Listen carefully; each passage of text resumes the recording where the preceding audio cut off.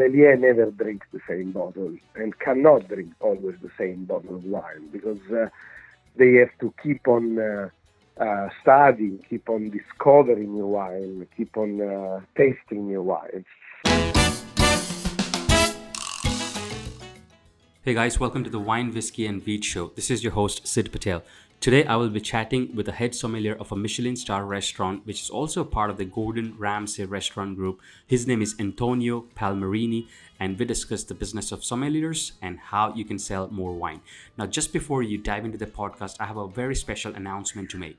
Sommeliers Choice Awards USA has launched top 100 on-premise wines list. That list is out. So if you're looking to add new wines to your restaurant or looking for wine by glass programs, I highly recommend you to go and check out the top 100 on-premise wines. These products are ready for the restaurant business and understand how to support you. So go to t100wines.com and check this winning wines out. Let's dive right into the podcast now. So Antonio, welcome to the show. Thank you. Hi, Sid. Super. So thanks again for taking the time out. Antonio is based in London, guys. So Antonio, could you please give me a brief about yourself and your experience, please, for the audience? Yes, of course. Yes, I'm coming from Italy. I'm Italian, and in around 2008, I started to study wine in the Association Italian Sommelier, the main school of wine of Italy. But then I moved to London in 2010, where I started to study for the WSET, reaching the level 3 awards on wine and also on sake, and almost finished the diploma by now. I've been working as a sommelier since 2011, and yes, I worked in different star Michelin like Hakkasan, City Social, and the latest was Pétrus of Gordon Ramsay, which I worked there since the middle of January. And now I moved out from the restaurant business. I wanted to get this challenge in a little wine shop merchant. I'm the buyer there. I'm the wine buyer, so it's a good challenge, I think. It's a big swap and change of lifestyle as well. Fantastic.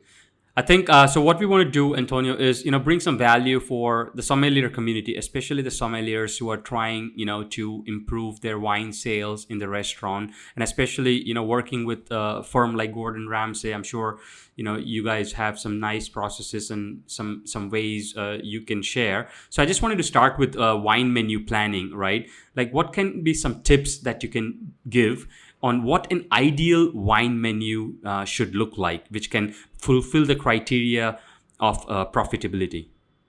Yes, I mean, the diversity should be the key of any wine list. Especially in London, you need more classics like red and white Burgundy, and red Bordeaux probably has to be the focus of various Cru Classé, for example, from Bordeaux, which the diversity also should be on prices, so it should be easy to upsell when you have many wines of them. But not only Bordeaux and Burgundy. I mean, Italy is a country which is very diverse, and I like to go from north to south Italy in terms of white and red wines, but Spain as well, but also styles. For example, I think every wine list should have at least a few orange wine or vin jaune from Jura, something which are discovery wine, let's call them like this. Which has got some more story retelling behind, and some you can educate the customer with these kind of styles, which are something to talk about, I guess, right? Like something you can just talk about to the customer. Exactly. Yes. What about like the design part of it? Like, how, any tips on designing a wine menu? How many pages? Like, you don't want to go so long or have a clear font, or any lessons you've learned there? But once the sommelier is in the restaurant, even if it is very large as a wine list, is kind of better because you confuse kind of more the customer, and once he's confused, I'll suggestion to you, and then is where the sommelier start to play his role of upselling and on suggesting, So I will also start with red Bordeaux. I mean, yeah, red Bordeaux. I will start, then following by Burgundy, and then following all the rest of France, and then again Italy, Spain, and then all the New World. Which I love New World wines, but unfortunately here in England at the moment doesn't go much. New generation drinking New World, but in Pétrus especially, I used to have a traditional crowd, which they actually were requiring a lot of Bordeaux and Burgundy. But yeah, I mean, you What's have still selling most? I guess in London. What's your take on is in whites, like, is Chardonnay or Pinot Grigio the number one seller? the number one seller is probably as a white, probably the Sauvignon Blanc or Chardonnay. I think they are Okay. the two mainly. And I Uh, guess from New Zealand, the Sauvignon Blanc, and uh, Chardonnay from also, California. also from New Zealand, but if they want to go a bit more premium, they go back to Sancerre, Pouilly-Fumé, or Loire in general. And there is also the Sauvignon Blanc, which are quite good, like in Alto Adige or Friuli in Italy, which are stunning with different styles. So that's why I was talking about diversity. Once a guest, a customer asks for a certain grape variety, you should explain what you have, the differences, and then let them choose and let them enjoy the wine. As a red wine, probably, yeah, the Cabernet goes mostly. Cabernet, yeah, Cabernet Merlot, yeah, Bordeaux blend, Bordeaux variety, yeah, Got it. they So go I think mostly. I mean, I'm not an expert, but what I would do, if for example, at least for the Chardonnay and Cabernet, I would keep like two, three price points instead of just one SKU. Is that what you guys normally do? Like, have a lower, a medium, and a higher for the best Yeah, well, selling when styles? I go there in the table to talk and try to sell some wine, I always suggest three wines. As you said, very good. One which starts from the probably the 80 pounds range, and then double up. Then depend of the crowd that you have. In Petrus, I used to also go up to 500-600 pounds wine to suggest, but depend who you have in front of you. You have to kind of read the customer, read also the body language as well. So let's just pause there. Like, how do you read? I mean, their body language. Like, how do you know? Like, they you see their like education level. Like, they already know, and then you reverse engineer. What's some signals? If a customer knows something about wine and they drink big bottles, kind of they let you understand if they do. They generally they say, look, last month I drank this wine, which you then know how much is the price more or less. So you back suggesting directly something of around the price or even more. Otherwise, if they don't show this kind of knowledge and you start to suggest a wine around £100, you can see, for example, if it is a bit tense, a bit nervous, so probably you have to go down in price. But if you see overconfidence, so you can go up in the next suggestion. So yeah, it's kind of reading the psychology of your customer. Yeah. Understood. And then you what about the taste, or what kind of questions do you ask to know that they're more of a cab or more of a Yeah, more low drinker? which kind of wine do you usually drink? This is my general question. So I start to understand what is the style, because even if they say, I usually drink Sauvignon Blanc. So from there I start to say, okay, Sauvignon Blanc. Would you like to go today with a Sauvignon Blanc, which I've got so many, or would you like to try something different of the same style? So you go stylistically similar wines, which are also not Sauvignon Blanc. I group Sauvignon Blanc, for example, in the same group of Albarino, Gruner Veltliner, Riesling sometimes, because the acidity is so high in this grape variety. And so I try to suggest something different if they want something different. Otherwise, if they want to stick with Sauvignon Blanc, I suggest what I have and explain the different styles and country of provenance, which I have it in the list. Got it, got it. Tell me one thing, Antonio. I mean, normally when I go in a restaurant and order a food, right? Like if I'm eating something, I would like do a body signal acknowledging, let's say, my wife that, oh, this lamb shack is good. Is there a way you guys also check once they have their first sip, that just to see their body language, do they enjoy that sip? I mean, yes, just Just so you know generally, that you did a good recommendation or not. yeah. I mean, I come after I let them taste.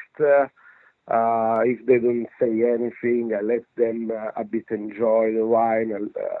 Let the wine breathe, because sometimes, I mean, depend of the wine that you open, has to breathe a bit, so might improve in 10, 15 minutes. Then I come back, uh, topping up. And once the bottle is around in the middle, I start to ask, so how it is the wine? How it is the wine with your food as well? So I don't really like to ask in the beginning, unless they don't say, "Look, I don't like it, it's not my style." So okay. But I like to ask in the middle, because in the beginning the palate in the first sip has to a bit adjust of the wine itself. For example, if it is the first wine of the day that you are sipping, if it is white, the acidity you feel it super high, and then after 2 3 sips start to to adjust the palate of the wine. So I don't really like to ask in the beginning how actually is the wine. I like to uh, let them drink half bottle before asking, so they have more clear idea. Yeah. So let's go into the staff training, right? Yep. What do you look for when you are hiring a sommelier, and then we can go back to the training. But what's some important skill set that you guys look when you hire a new sommelier? Yeah, when I had a sommelier, I mean, I would like to know his knowledge, because sometimes the awards of schools are not everything, you know. Um, is something which can help to get hired, but not only, because you have to see actually how he sell a bottle of wine, how he hacked into the restaurant, how which kind of experience has with wines in general, which kind of wine they drink, because I think that sommelier never drinks the same bottle and cannot drink always the same bottle of wine, because they have to keep on studying, keep on discovering new wine, keep on tasting new wines. So already if a sommelier comes for an interview and I ask which kind of wine do you usually drink, and they say, nah, I drink only Nebbiolo, for example. So just already tells me something that but probably doesn't want to really improve. So this kind of thing. You might have, like me and like everybody, can have the favorite grape variety, the favorite wine, obviously. But as a sommelier, I think you should always keep on improving your tasting buds, tasting new wines, different grape variety, different provenance, different styles. It's a never stop job. So what I like from a sommelier that I have to hire is this, the want of improving his knowledge. Got it. The curiosity, basically, he should be very interested in learning, everyday improving, knowledge, service. Yeah, then of course also the service. I mean, when you work in a star Michelin restaurant, the things are not easy like it seems, because you are working under a very high stress, and you have to deliver excellent service. So always smiling, always kind, always calm, even if you are super stressed. You don't have to show. So it's a mix of things that bring me to hire a person rather than another one. Yeah. Got it. Got it. So how many, sommeliers normally you had in your last restaurant? Let's say in Petrus. How many people In were the there? last Like 4 to 5. restaurant, I used to have below me, I used to have it three. But before Petrus, I used to work in Sushi Samba and Duck and Waffle as a head sommelier. And there I used to have 8 sommeliers below me. So was a big group of sommelier split in 2 different restaurants, Duck and Waffle and Sushi Samba, with 2 different wine lists. That was very challenging, yeah. And So did you also, do your weekly meetings with them and daily little huddles? yeah, meeting was constantly made every week, yes. What did you cover? I cover how was the week, how was the sales, if they had any problem with customer or any problem between them or with the other part of the staff. If could we improve something, if they lack of I don't know, a knowledge of Tuscan wine, for example, for instance. So we could organize, we could discuss during the meeting and organize perhaps a tasting together, or invite some supplier to do some testing with them. So yeah, this kind of things, just about improvement. Just going deeper into this, Antonio, what kind of customer problems, let's say someone would come up with, like sommeliers would say, I had this person taste this, and they said this is not Shiraz, but it was Shiraz, or that kind of problem, or like, can you give me some examples? Sometimes happen that you give a wine from a specific region, and but for example is a bit more modern style, so a bit more oak rather than old oak, for example, and the people doesn't expect that. So yeah, they might complain for this, say, look, this doesn't taste like a Chianti, for example, or doesn't taste like a Barolo. But the thing is, I do kind of mea culpa when it's like this. Probably I didn't express myself very well, because when you sell, let's come back to Barolo, for example, there are kind of 2 styles, the modern style, the traditional style. And if they expect a traditional style, so more old oak, more mushroomy, more earthy, more nutty, and I give a Barolo, which is a modern style, a lot of vanilla, flowers, and so fruity. Yeah, probably they might complain, and they are also right. But it's all about how you express yourself, how you describe the wine, and so yeah, it's all about knowledge. Knowledge is the key, and Sure. Do, not do you guys only the discuss? Yeah, not go only ahead. the knowledge. Sorry, not only the knowledge, but is how you teach the customer. Because in that moment, you have a couple of minutes to understand what they want and suggest what they would like. and let them understand that this wine which you are giving or you are suggesting is that kind of style. So, so once you know how to teach in that few minutes, that you have a lot of things to say about the wine, but you have just short time. Sometimes the difficulty is there. But yeah, it's all about how you teach as well. Yeah. Sure, sure. So for the wine programs, right? Like you said that the sales. I mean, it's also an important KPI. How can sommeliers increase their wine sales? Like one is for sure upselling and hand selling and converting more customers to drink wine. Any other areas like marketing wise you can put positioning The or like. marketing, what am I doing now is by now I'm talking probably about the wine shop. Now I'm sponsoring wine events in and Bride, in social media, newsletter, this kind of stuff. Time out as well. To sponsor wine events to bring people in. But when you work in a restaurant like Gordon Ramsay, you don't need to do anything. I mean, customer comes, is a big group, so they have the department of marketing, which they think about it. So it's more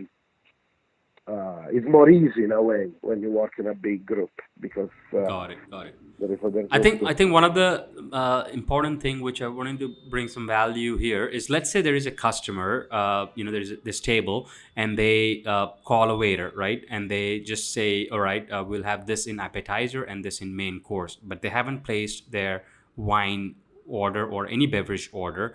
What would you tell them? Like anything to drink, or you guys don't want to drink, or how do you would you approach I them? always, if they order wine to a waiter, what I do, I always go back to the customer, introduce myself. Hi there, I'm the sommelier, and I just got the order from my colleague. I would like just to make sure this is the right order, and also perhaps asking, is this the wine? Are you familiar with those wines? Because sometimes a customer pick wines kind of randomly. Like for example, I had a Pinot Grigio orange wine, and I had to complain in the beginning because they were ordering from the waiter. The waiter used to say to my sommelier, just go to the fridge, take, open, and give it. And then the customer realized, but this is not the Pinot Grigio I want. So the key is to always go back, speak with the customer, if they are familiar with that kind of wine, and explain the wine. I mean, it's orange, obviously. So You you have you to. guys, I mean, you're talking about little high end restaurants here, right? So I assume you first place the wine menu, and then after they're done with the beverage order, you bring the food menu, or everything is placed at once. No, because I mean, every restaurant works different. When you go in, But is that a good tactic? I, Like, do you think what I just said can be a good tactic? yeah, I mean, I used to do like approaching the customer, asking for aperitif, asking for water, asking for allergy as a sommelier, and then handle the wine list and say, look, if you have any problem, any issue, you require some help, my name is Antonio, call me anytime, I'll be around for you. So make them comfortable, and then the waiter will approach the table later with the food menu. Some customer doesn't want to even open the wine list because they say, okay, I want to decide first the food, but not all of them, because me personally, I prefer to check the wine list before. Of course, if I'm So in the fish So if restaurant, someone's not ordering, do you even go and ask them that, hey, do you we have this special wine by glass if you wanted to try, or you just don't interrupt there if they just did not order any beverage? What do you do? But yeah, I can suggest also by the glass if they want something to start with, perhaps some champagne as an aperitif. This is what I ask every time. If they want to start with a glass of champagne, if they say yes, okay, I've got this, and that. I've got the rosé, I've got the blanc de blanc, for example, explaining what I have. While I'm explaining, I would like also to show the price to the customer. So while I'm talking, I open the wine list and I point the price because I don't want any disappointment. I suggest by the glass, yeah, mainly when customer doesn't want to drink much or they are by themselves uh, or they want a nice big red, but he wants to start with a glass of white wine. So okay, I suggest by the glass. All depends on what the customer needs, what the customer wants as well. Yeah. Absolutely, absolutely. So I think, Antonio, appreciate your intake here. Just some ending tips here for the sommeliers. If you have any things to tell them on how they can improve, their game Yeah, and sell. as I mentioned a bit before, to never stop tasting wine, to taste every time different wine, different vintages of the same wine, and take note of the wines because you can't remember all the wines you taste in your lifetime. So what I use and I suggest to use application like, for example, Divino or stuff where you can record your tasting notes and how it was and score the wine. And once you taste it, is recorded there. Even if you meet the same wine of the same vintage, but 10 years later, and you're going to score again, you say, look, 10 years ago, it was like this. So it's fascinating, but also helps you to understand the development of the wine, uh, helps you to learn. Of course, also studying on books is the key as well. Different books, different writers. I quite like James Robinson, Old Clark as well. I mean, to read and taste wine. Yeah, that is my suggestion. Hey guys, so that was Antonio Palmarini. So what we can take from here is he was big into knowledge. Just try and learn as much as you can. Try and taste as much as you can, and that will somehow, somewhere help you. Thanks, and have a great week.